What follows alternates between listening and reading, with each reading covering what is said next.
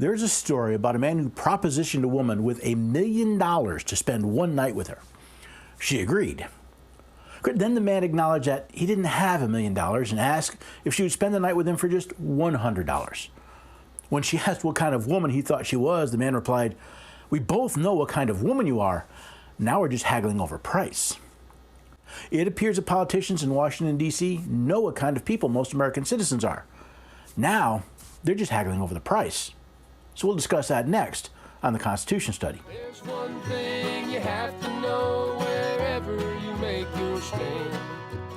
Came from a long through line of everyday Americans. Hello there, everyday Americans. Paul Engel here. Yes, we have made it to 2021. You, me, and the Constitution. We've survived 2020, but we'll talk more about 2021 later this week. Right now, I just want to thank you all for being here. Please share this video, like it, subscribe to it, ring the bell, do all you've got to do to be notified when these videos come out. I am still planning on doing my 2 videos a week and looking at the constitutional issues of whatever's going on in the day. I do have some other announcements about 2021 and what we're doing here at the Constitution Study, but I'm going to save those for the end of the video. Right now, sit back, enjoy as we discuss the bribing of America.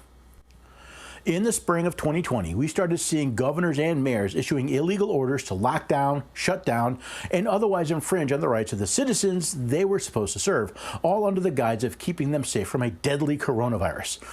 These cities and states did not work alone. Although the federal government did not issue lockdown orders directly, they were certainly complicit in stoking the panic and encouraging these types of tyrannical infringements on the rights of the American people. With most Americans unaware of how badly the data was being manipulated and equally unaware of the protections of their rights under the constitutions of their state and of the United States, they complied for the good of their fellow citizens.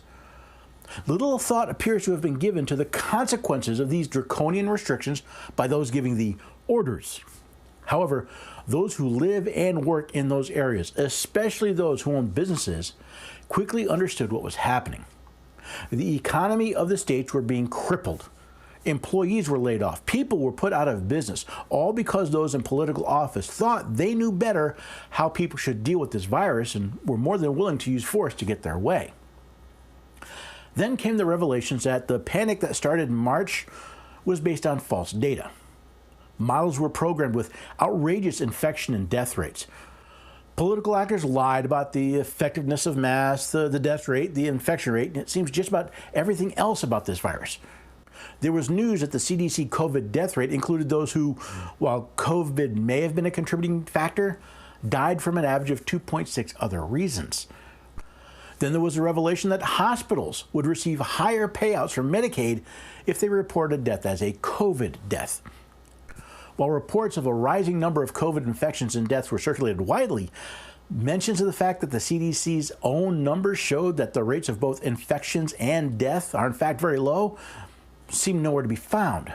Now we see the cost of government's overreaction to this coronavirus was not just in dollars. We see the instances of alcoholism, drug abuse, depression, and even suicides climbing during these forced isolations. We see people treated like paroled convicts rather than citizens, and where people are being cited, fined, and in some cases arrested for simply going about their lives and injuring no one. We've also seen the economy in most sectors destroyed, all to protect us from a virus that, the data shows, has an average of a 0.06 infection rate, and for those who do get the disease, an average survival rate of 98.2%. Most states have issued these draconian measures against their entire population, even though almost 60% of the deaths have been those over the age of 75, 81% over the age of 65, and 96% over the age of 50. In other words, if you're one of the 0.06% who contract COVID-19 and are under the age of 50, your chances of dying from it, even with the inflated reporting, is only 4%. Now, Congress has passed an omnibus spending bill that purports to give every American a check for $600. Forget the fact that the United States plans to borrow $900 billion in the name of the American people so they can give them less than $200 billion. Ignore all the pork being given to favored groups and entities like NASA, the Smithsonian, and the Kennedy Center. Don't worry about the billions that will go to governments, both foreign and domestic. Millions of Americans are breathlessly waiting for the $600 check. Then President Trump says he won't sign the spending bill, saying he wants the checks to be $2,000. And what is the purported reason for these stimulus checks? To help the American people after their lives were destroyed by these illegal government overreaches. City, state, and local governments have infringed on your rights, destroying your livelihood, and in many cases your lives. And now the federal government thinks they can make the boo-boo all better with a $600 Band-Aid on the compound fracture they inflicted on the nation. Unfortunately, that's not all. You see, the federal government doesn't make any money. They only take it or borrow it in the name of the American people. Since Washington, D.C. has already spent far more than they collected in taxes this year, they will have to borrow this $900 billion in the name of the American people. That's right, folks. That $600 check you're waiting for is actually just a fraction of the money you borrowed to pay for it. That's worse than trying to pay the MasterCard bill with the Visa card. It's like going to a loan shark to get money to buy groceries after he stole your wallet. Is this supposed to make us happy? Let's be honest. This $600 check and the $1,200 DC sent out last year are nothing more than a bribe to keep the American public quiet. You've been mugged by your cities and states. You've had your property, your liberty, and your rights stolen, and the government expects to buy you off with a $600 check that you pay for. When our founding fathers declared these states are and of right ought to be free and independent states, they pledged to each other their lives, their fortunes, and their sacred honor.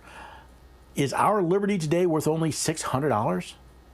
Can your rights and the rights of your children be bought for just $600? Will the American people pledge nothing to the support of liberty and the freedom of our states? Can you really be bribed, bought off, or sell your liberty for just $600? Our governments have propositioned us. They've asked for our servitude in exchange for their protection. Wait, is that a proposition or a protection racket? They promise us that if we just obeyed their rules, they will protect our rights. After all, isn't that what the Declaration of Independence says is the purpose of governments? Quote, "We hold these truths to be self-evident, that all men are created equal, that they are endowed by their Creator with certain unalienable rights, that among these are life, liberty, and the pursuit of happiness, that to secure these rights, governments are instituted among men, deriving their just powers from the consent of the governed." Yet now the states and federal government say they cannot pay for what they've promised.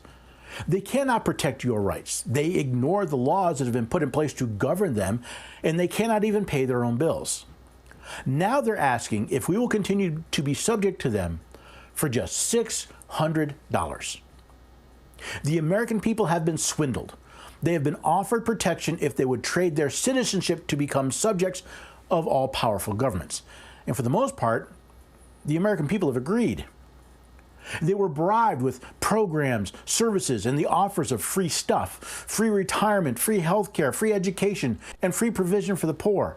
The American people were also bribed with the promises of protection from bad food, bad medicine, poorly built buildings, bad haircuts, bad stores, even businesses that offended them. Then, when the government thought they knew better, they used the powers they had accumulated not to protect us, but to punish us. And not for something we did, but because they thought they knew better. If anyone opposed them, or in some situations even questioned them, they were further punished because they would not simply shut up and do what they were told. Finally, in an effort to win back the hearts and minds of the American people that these governments have abused, they are offering us a $600 check. Governments across this nation have stolen our rights and our liberties because they thought we were the kind of people who would trade them for a small check. And if the reports I'm seeing are any indication, they were right. In short, the politicians knew what kind of people we are. The kind that would trade not just our rights, but the rights of our children for the offer of a little easy money. Now, they're just haggling over the price. So, Americans, how do you feel? You feel a little dirty right now? A little slimy? Wanting that little bit of money, that little pittance of $600 to pay for your property, your liberty, your rights, to pay for your citizenship. Sure, we'll become subjects of government as long as they give us just a little bit of money here and there. Because it seems to me a lot of American people are. A lot of American people seem willing to forego their rights if they'll just get something from government. Now it's 2021. Now, whether you end up with a $600 check or a $2,000 check, you're just haggling over the price of what kind of bought and paid for people we are. Now, the question is, are there any patriots left? Are there any people who value their rights and their liberties more than a little easy money, than the promise of comfort and ease? And what will we do about it? Will we roll over and play dead because we got a check from government? We've proven we will re-elect people if they just promise to give us money. Congress has a approval rating approaching single digits. Yet what percentage of them got re-elected in November? 90%? Look at the rhetoric coming out of Washington. If you don't vote for this bill to spend money we don't have, you hate the people.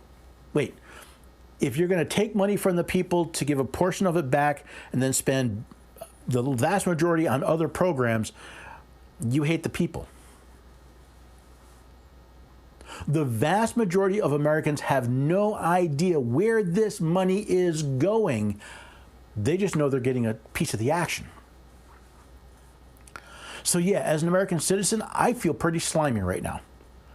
I feel like I'm part of a population that is easily bought off.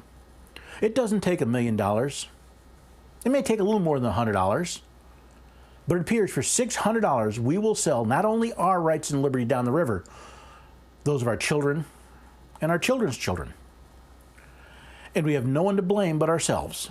Before you go, I did say I have a couple of announcements. It is 2021. I have some big changes. You will notice some changes in the Constitution study. The website is going to change just a little bit.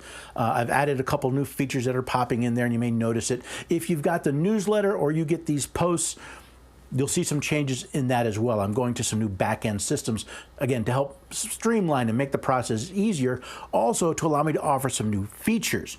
I'm going to have a big announcement regarding the Constitution Scholars Program, which is also getting a facelift. It's getting an entire makeover, which hopefully will be available in the next week or two. So keep your eyes out for that. But all the features that you've seen before, the free book offer is still there. If you're already a scholar, all of your features will be there. We're just adding onto it and making more.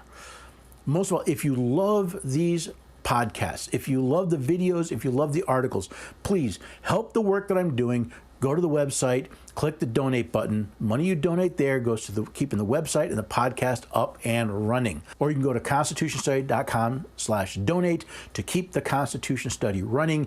I have a feeling we're really going to need it in the next few years. If you want to support some of the other work that I'm doing, if you want to buy a membership to the Scholars, or if you want to buy some of the merchandise, that helps keep me available for doing the news and other media events that I've been doing lately. And that's another way of getting the message out. But the best way to share this message, if we want to remain a free republic, take these videos, take the articles, share them, talk them over with friends and family, engage. Let's learn about our rights. Let us recognize when our rights are being violated for a $600 check. And if you found this worth your time, not only will you share it, but hopefully you'll come back next time for the Constitution Study. There's one thing you have to know wherever you make your stand.